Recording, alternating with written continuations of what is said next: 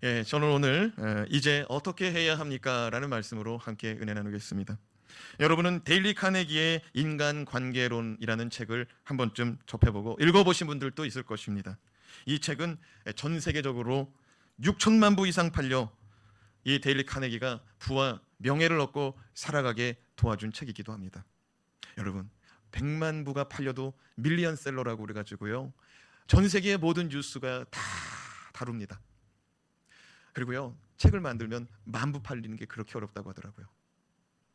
근데 6천만 부래요. 6천만 부. 제가 교회를 개척하고 성경을 한 권씩 이렇게 강해 설교, 그것도 한 장씩 빠짐없이 이렇게 설교를 하니까 어떤 성도님이 이 여러 성경책을 강해가 끝나가니까 어떤 성도님 저에게 오셔서 그러더라고요. 목사님, 이 설교한 거를요, 원고를 출판사에 넘겨가지고 책을 만들면 좋겠습니다.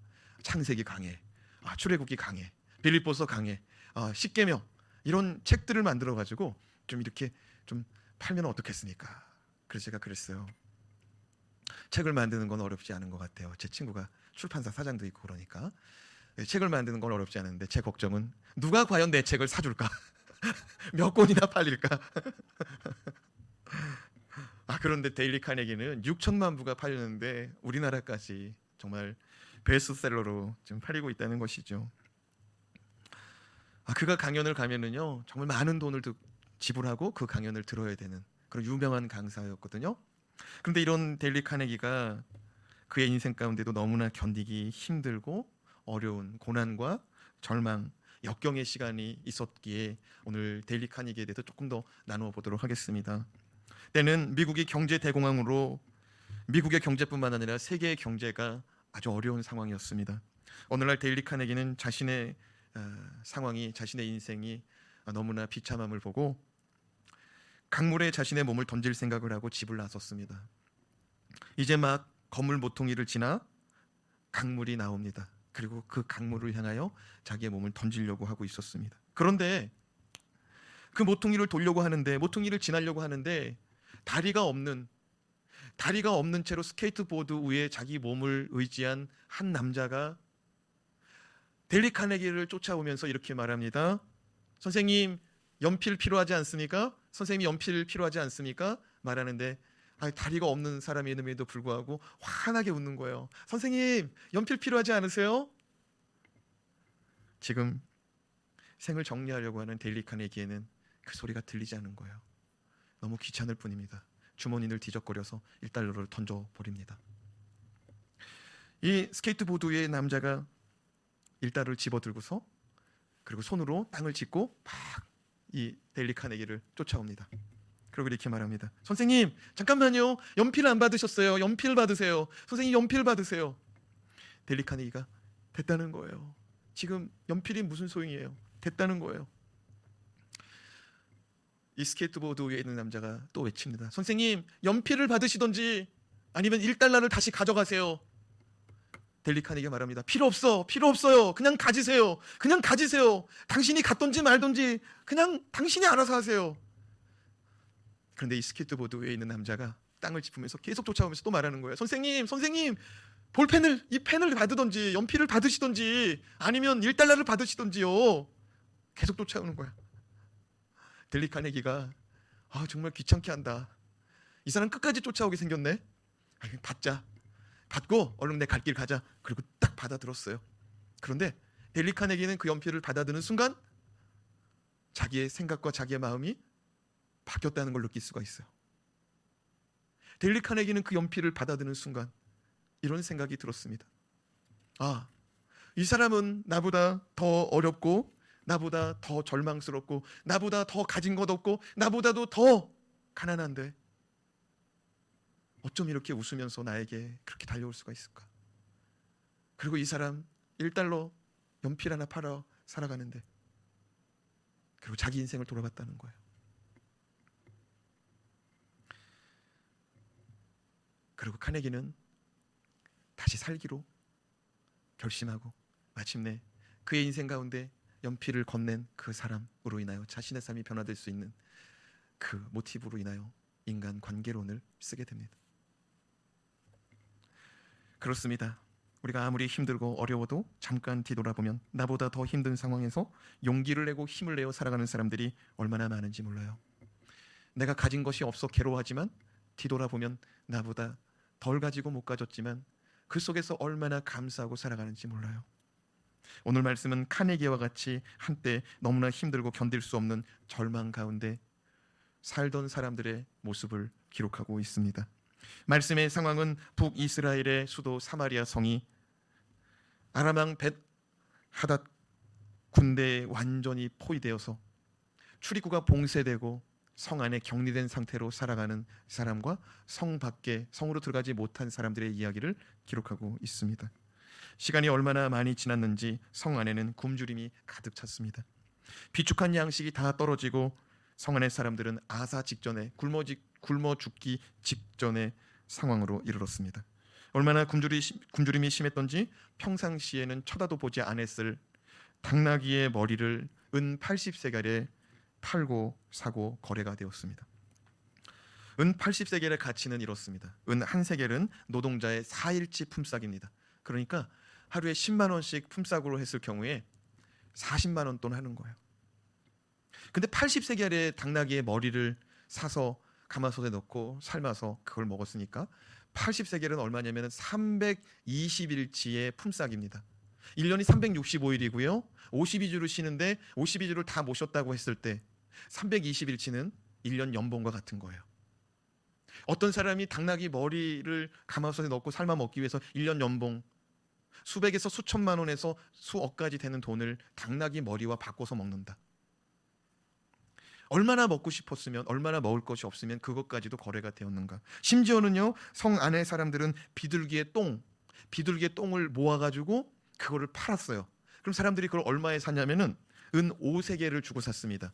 은 한 세겔이 노동자 4일치의 품삯이니까 은 5세겔은 5, 4, 20일치.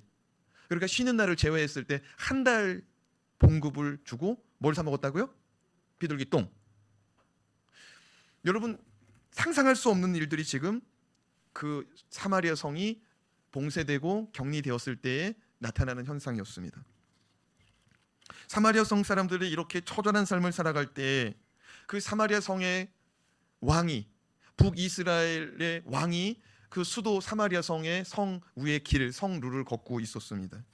근데 갑자기 한 여인이 왕에게 뛰어나와서 애절한 마음으로 간곡한 그 부르짖음 가운데 울면서 이렇게 말합니다. 왕이시여, 왕이시여, 이 문제를 좀 해결해 주세요. 왕이시여, 이 문제를 좀 해결해 주세요. 그래, 무슨 문제냐? 내게 말해다오. 여인의 사연은 이렇습니다. 배가 너무 고파서 이웃 주민과 함께 약조를 했다는 거예요. 배가 너무너무 고파가지고 해서는 안 될 약조를 했는데 그게 뭐냐면 오늘은 내 아들, 내일은 너의 아들. 이게 무슨 말이냐면 오늘은 내 아들을 내어줄 테니 내 아들을 잡아서 가마솥에 넣어서 삶아서 먹고 내일은 너의 아들을 잡아서 가마솥에 넣고 삶아 먹자는 거예요. 그래서 내 아들을 내놨다는 거예요. 그리고 오늘은, 하루가 지난 오늘은 그 여자의 아들을 받아야 되는데 그 여자가 자기 아들을 숨겨놓고 내주지 않는다는 거예요. 왕이시여, 어떻게 하면 좋냐는 거예요. 왕이시여, 이 문제를 해결해 달라는 거예요. 이 여자는 뭐냐면은 내 아들이 죽어서 잡혀 먹었으니 이제는 저 여자의 아들도 잡아 먹어야 된다는 거예요. 생각만 해도 끔찍하지 않습니까? 왕이 뭐라 그래요? 저 여자의 아들을 찾아와서 잡아 먹으라 그러야 되는 거예요? 여러분, 만약 여러분이 이 북이스라엘에 살고 있는, 사마리아 성에 살고 있는 왕이라면 여러분은 어떻게 하시겠습니까? 생각만 해도 끔찍한 이야기예요. 왕이 이 여인의 말을 듣고 가슴을 치고 옷을 찢습니다. 자기가 할 수 있는 것이 아무것도 없기 때문에. 저는 오늘 이 말씀을 가지고 이제 어떻게 해야 할까? 코로나로 인하여서 두려움과 공포가 엄습해오는 이 시대, 격리되고 또 자발적으로 봉쇄한 상태에서 집안에 거하라고 말하고 있는 이 시대 속에서 우리는 어떻게 해야 될지 함께 말씀의 은혜를 좀 나누고자 합니다. 자, 그렇다면 너무나 힘들어 버틸 수 없다고 느껴질 때 이제 우리는 어떻게 해야 할까요? 첫 번째, 그래도 하나님을 붙잡아야 합니다. 따라합시다. 그래도 하나님입니다. 그래도 하나님을 붙잡아야 합니다. 먹을 것이 없어 자녀를 잡아먹게 되었다는 이야기를 들은 북이스라엘 왕은 자신의 옷을 찢고 너무나 괴로운 마음 가운데 왕궁으로 돌아와서 너무 속이 상하니까 또 해서는 안 될 말을 해요. 뭐라고 말하냐면 하나님이 우리 버렸다는 거예요. 하나님이 우리를 버렸으니까 하나님의 종, 하나님의 사람, 하나님의 선지자가 우리에게 더 이상 필요하지 않지 않느냐. 너희들은 가서 하나님의 선지자 엘리사를 죽여라. 누굴 죽이라고요? 엘리사. 엘리사가 어떤 사람입니까? 선지자 엘리야의 갑절의 영감을 받고 하나님의 종이 된 사람입니다. 여러분이 엘리사를 가서 죽이라고 말하고 있어요. 왕은 하나님이 보이지 않으니까 하나님의 사람들에게 화풀이합니다. 그리고 더 이상 하나님을 기다리지 않겠다. 그리고 더 이상 하나님의 은혜를 구하지 않겠다라고 말합니다. 왕이 뭐라고 말했는지 열왕기하 6장 33절 말씀 같이 읽어봐요. 시작. 무리와 말을 할 때 그 사자가 그에게 이르니라. 왕이 이르되 이 재앙이 여호와께로부터 나왔으니 어찌 더 여호와를 기다리리요. 왕의 명을 받은 사람들은 엘리사를 죽이고자 그의 집에 찾아가서 엘리사에게 왕이 한 말씀을 전합니다. 하나님께서 이런 재앙을 우리에게 허락했다는 거예요. 뭐하러 하나님을 기다리고, 뭐하러 하나님께 기도하고, 뭐하러 하나님께 예배하고, 뭐하러 하나님께 기도하고 기다리냐는 거예요. 엘리사는 절망 속에 자신을 찾아와 자신을 죽이고자 한 북이스라엘의 왕의 신하들을 향하여 이렇게 말합니다. 열왕기하 7장 1절 말씀입니다. 그들에게 뭐라고 말했는지 같이 읽어봅시다. 시작. 엘리사가 가로되 여호와의 말씀을 들을지어다. 여호와께서 가라사대 내일 이맘때에 사마리아 성문에서 고운 가루 한 스아에 한 세겔을 하고 보리 두 수아에 한 세겔을 하리라 하셨느니라. 당시 비둘기똥이 5세겔에 거래되는데 보리밥이 2수아가 한 세겔밖에 안 된다고 말합니다. 이것은 모두가 양식 걱정 없이 살 수 있음을 의미합니다. 비둘기똥이 5세겔인데 보리 2자루에 한 세겔밖에 안 한다는 거예요. 보리쌀 2자루에 한 세겔밖에 안 한다는 거예요. 만약 하나님께서 말씀하신 대로 내일 이맘때 이런 일이 정말 나타난다면 이제 더 이상 사마리아 성 사람들은 자기 아들을 잡아먹지 않아도 되고 더 이상 당나귀 머리뼈와 비둘기똥을 먹지 않아도 돼요. 정말 이거는 은혜의 말씀이고요, 소망의 말씀이고요, 기적과 같은 말씀이고 능력의 말씀입니다. 근데 이 말씀을 들으면 저와 여러분은 어떻게 반응해야 돼요? 할렐루야, 아멘, 이루어 주시옵소서, 감사합니다, 나에게 그 말씀을 주셔서 감사합니다, 받아야 될 줄로 믿습니다. 그런데 왕이 보낸 사람 가운데 한 장관이 뭐라고 말하는 줄 알아요? 이런 일은 일어날 수 없다는 거예요. 하나님이라고 해도 이런 일은 있을 수 없다는 거예요. 정신 나간 장관이에요. 하나님의 말씀을 거절해요. 그러니 나라가 나라꼴이 되겠습니까? 이스라엘은 하나님의 백성이고 하나님이 통치하고 하나님이 다스리는 나라예요. 그 하나님의 백성들을 이끄는 지도자는 누구보다도 더 기도하고 누구보다도 더 말씀 가운데 누구보다도 더 하나님의 말씀을 경청하고 그 말씀에 순종해야 되는데 하나님의 말씀이라고 전했더니 아니라는 거예요. 이루어질 수 없는 말씀이라는 거예요.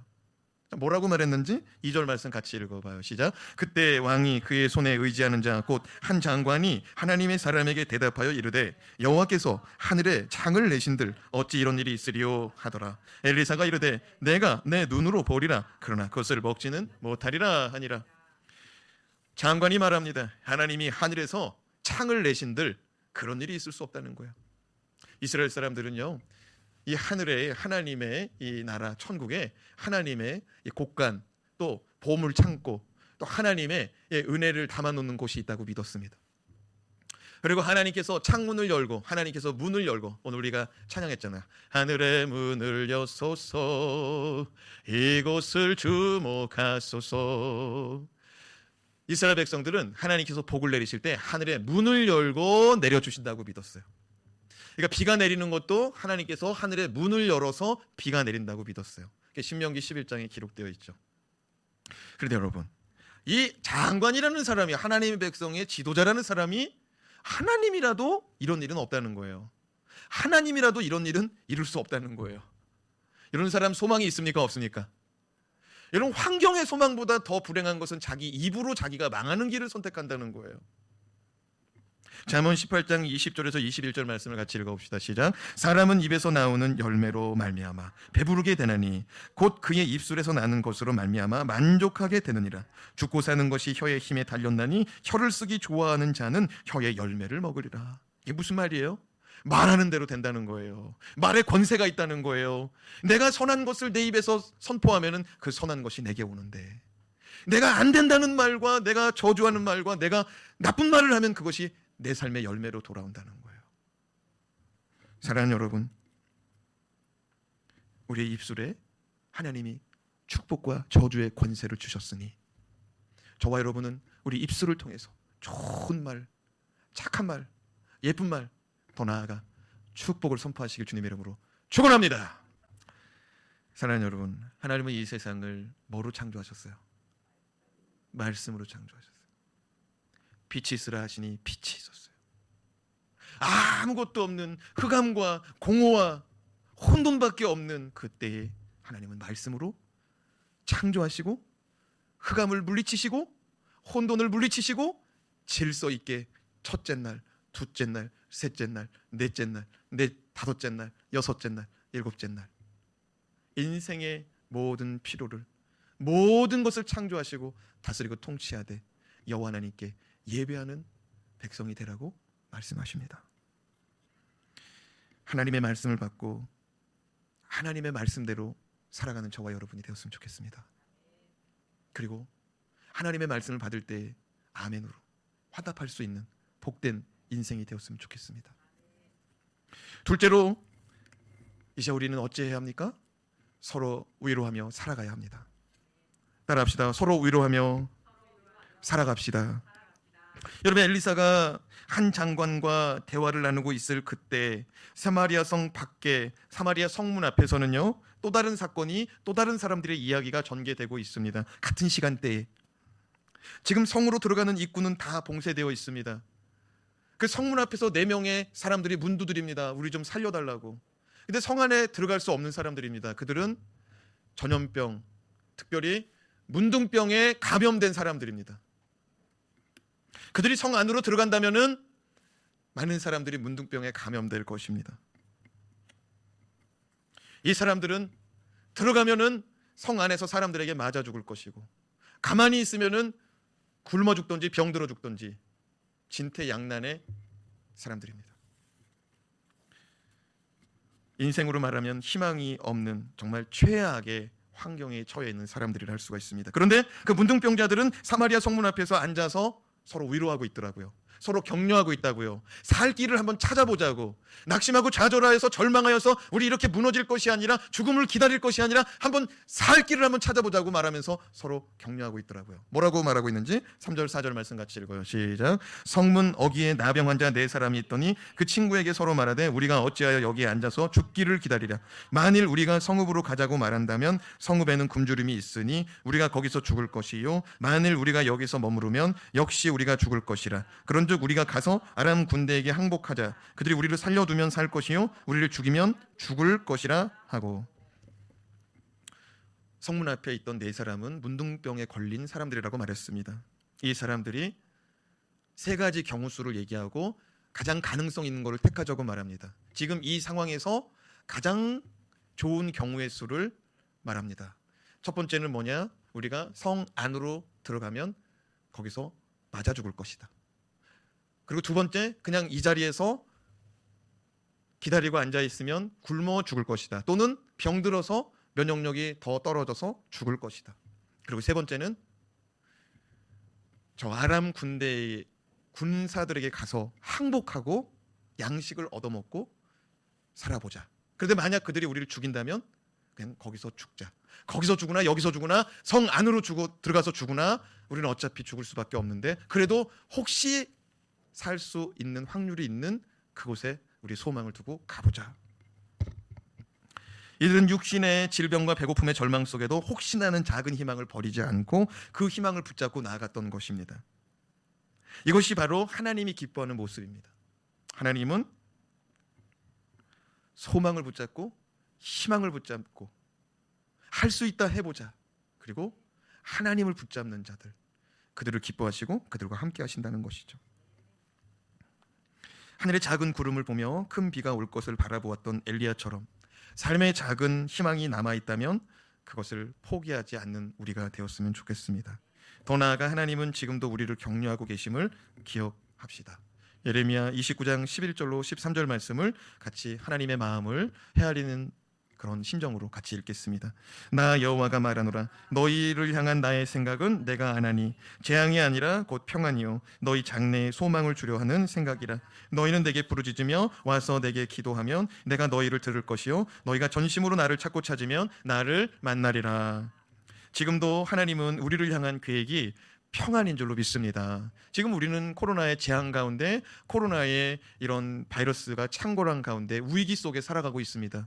그러나 하나님은 이 위기 속에 너희들 다 죽어버려라 하는 것이 아니라 이 속에 하나님의 계획과 하나님의 생각이 1.1억의 오차 없이 진행되고 있음을 믿읍시다. 하나님은 우리에게 평안을 주기 원한다는 거예요.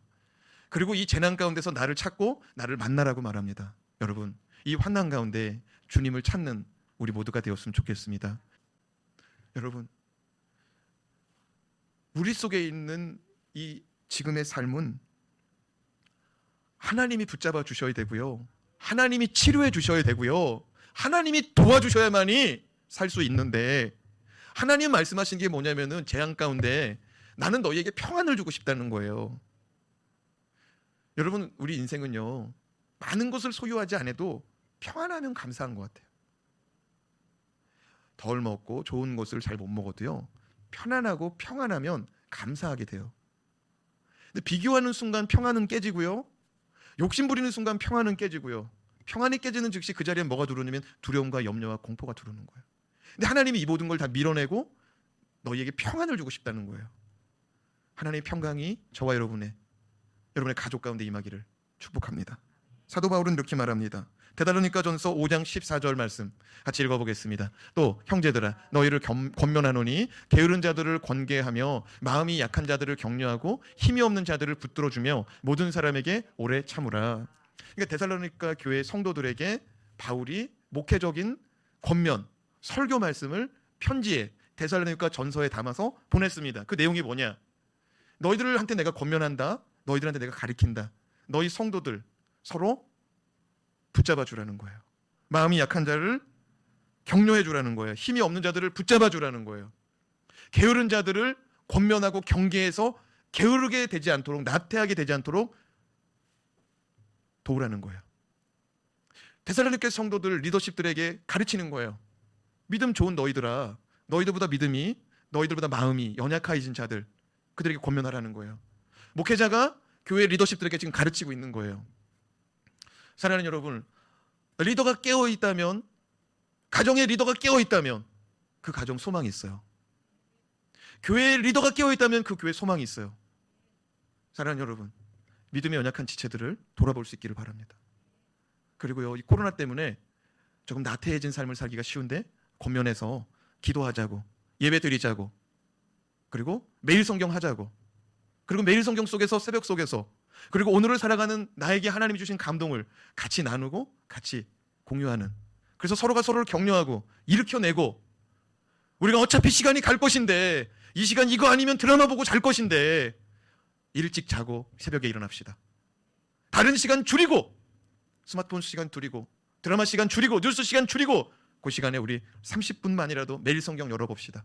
이런 운동이, 이런 캠페인이, 이런 도전과 격려가 일어나는 우리 교회가 되었으면 좋겠습니다.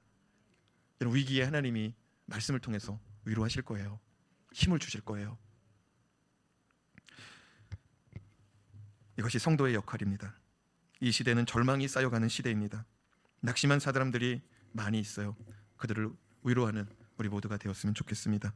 마지막으로 희망을 붙잡은 사람과 하나님이 함께 하심을 기억해야 됩니다. 절망을 붙잡은 사람이 아니라 희망을 붙잡은 사람들과 하나님이 함께 하시더라는 것이죠.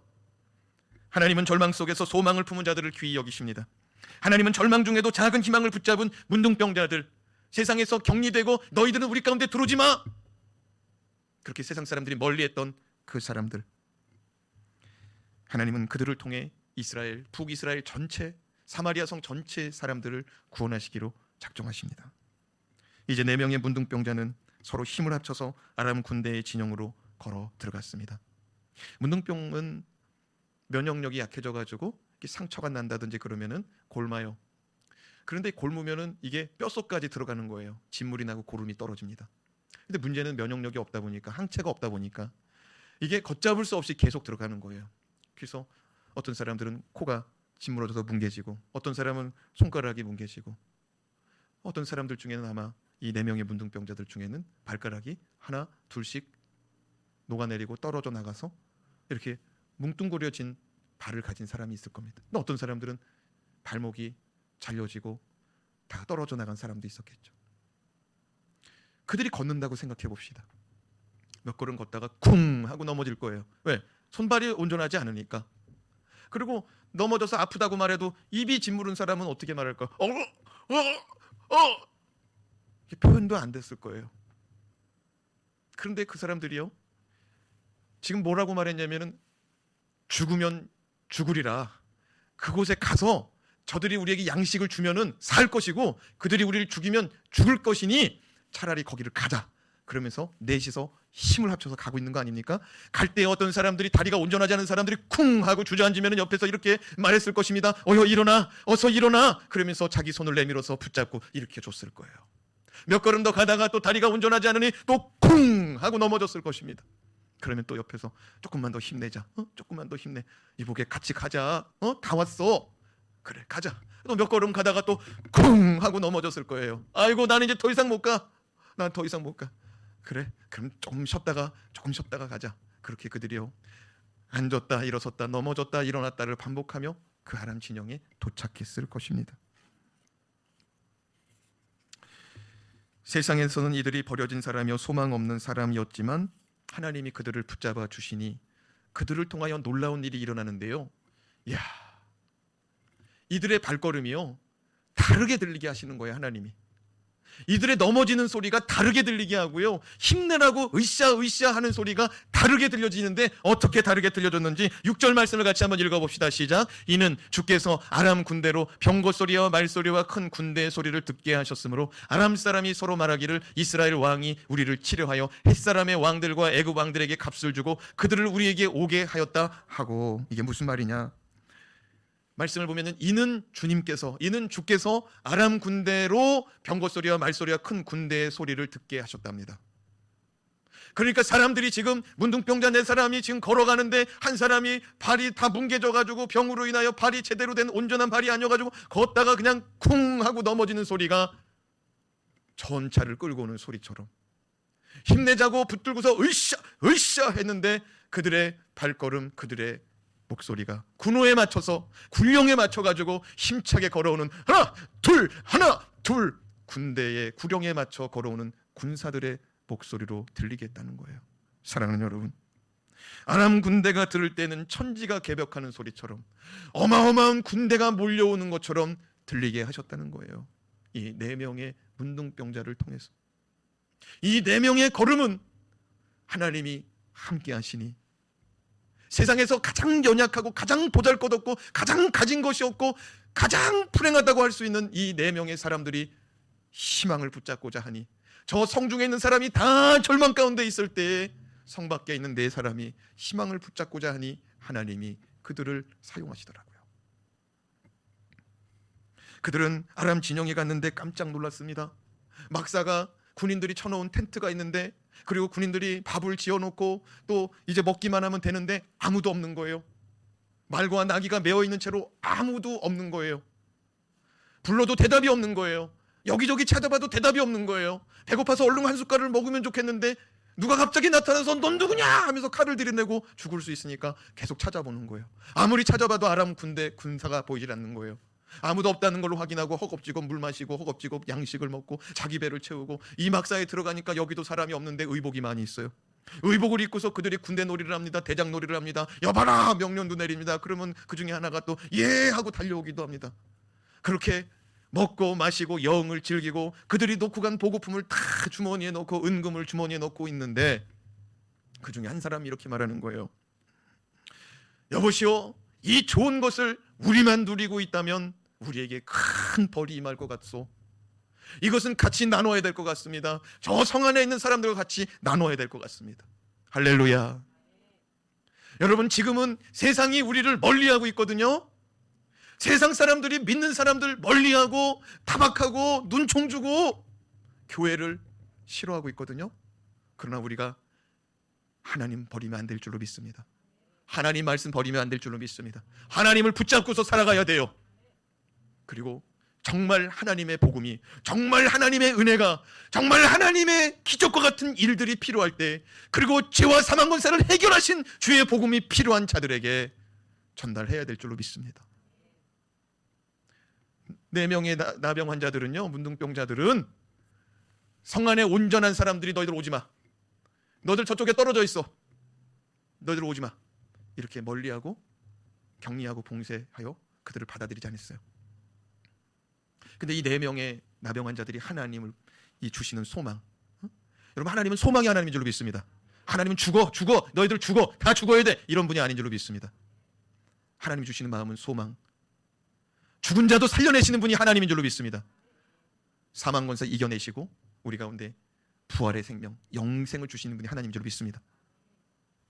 아이들이 살고자 하는 그 작은 소망, 3가지 경우수 중에 가장 가능성 있는 그 작은 소망을 품고 가니까, 살고자 하니까 하나님이 살려주시더라고요. 은혜 주시더라고요. 이 코로나 시대 가운데 하나님을 붙잡고 살아납시다. 하나님을 붙잡고 살아갑시다. 이 4명의 문둥병자들이 자기 배 채우고 옷 갈아입고 가락지 끼고 그리고 또 가는 거예요. 문 두드립니다. 성문을 두드립니다. 문 좀 열어봐요. 문 좀 열어봐요. 내가 복음 전해줄게요. 열어줬을까요? 안 열어줬을까요? 내 생각에는 안 열어줬을 것 같아. 왜냐면은 보니까 얼굴이 벌써 그냥 다 짓물렀어. 눈이 그냥 한쪽 내려앉고 코가 이렇게 되고 그냥 발도 그냥 뭉그러지고 없고 손가락도 없고 그냥 말하는데 말도 어눌해. 사랑하는 여러분, 이 코로나가 진정되고 우리가 복음을 전한다면 저들이 우리 복음을 받아들일까요? 어려울 것 같아. 그럼에도 불구하고 우리 안에 있는 복음, 우리 안에 있는 기쁨, 우리 안에 있는 소망을 나눠줘야 될 줄로 믿습니다. 코로나는 잠깐의 위기요, 우리의 육신의 생명은 앗아갈지 모르지만 영혼까지 멸하시는 자 앞에서 우리는 두려워하고 우리는 하나님을 붙잡아야 될 줄로 믿습니다. 여러분이시오, 코로나는 잠깐 고통받고 살아가는 거예요. 그러나 주님이 없는 자들은 영원한 고통 속에, 영원한 사망 속에서 영원히 고통받고 살아가야 되는 거죠. 백신이 나왔으면 좋겠다, 코로나가 나왔으면 좋겠다. 아니요, 복음이 다시 나타나야 돼요. 주님의 복음이 다시 나타나야 이 세상이 소망이 있는 줄로 믿습니다. 그렇게 간절히 외치니까 얼마큼 지냈을까요? 문이 열린 거예요. 그리고 가서 보라는 거예요. 그래서 어떤 사람이 가서 보니까 진짜야. 그래가지고 그 사람이 다시 돌아와서 임금에게 보고합니다. 그랬더니 임금이 그러면 가서 그것들을 가지고 오너라 해가지고 사람들에게 그거를 시장 경제에 맞춰서 파는데, 어떻게 파느냐? 고운 가루 1스아에 1세겔, 보리 2수아에 1세겔이 되리라는 말씀처럼 그대로 이루어지더라는 거예요. 보리 2자리 사가는데 1세겔밖에 안 되더라는 거예요. 할렐루야. 더 이상 애 안 잡아먹어도 돼요. 다른 사람 비방하고 다른 사람 욕하지 않아도 돼요. 이제는 하나님의 은혜를 누리게 되는 시대가 도래할 줄로 믿습니다. 그때까지 우리는 주님을 붙잡고 살아가야 돼요. 그런데 한 장관이 하나님의 말씀을 어떻게 했어요? 거부했죠? 하나님의 말씀을 픽픽거리면서 비웃고 웃었죠? 그 사람이 뭐라고 그랬어요? 하나님이신들 이런 일은 이루어질 수 없다. 하나님이 하늘에 창을 내신들 이런 일이 이루어질 수는 없다. 이렇게 완강히 거부하고 받아들이지 않은 복음의 소식을, 복된 소식을 받아들이지 않은 자는 어떻게 됐느냐?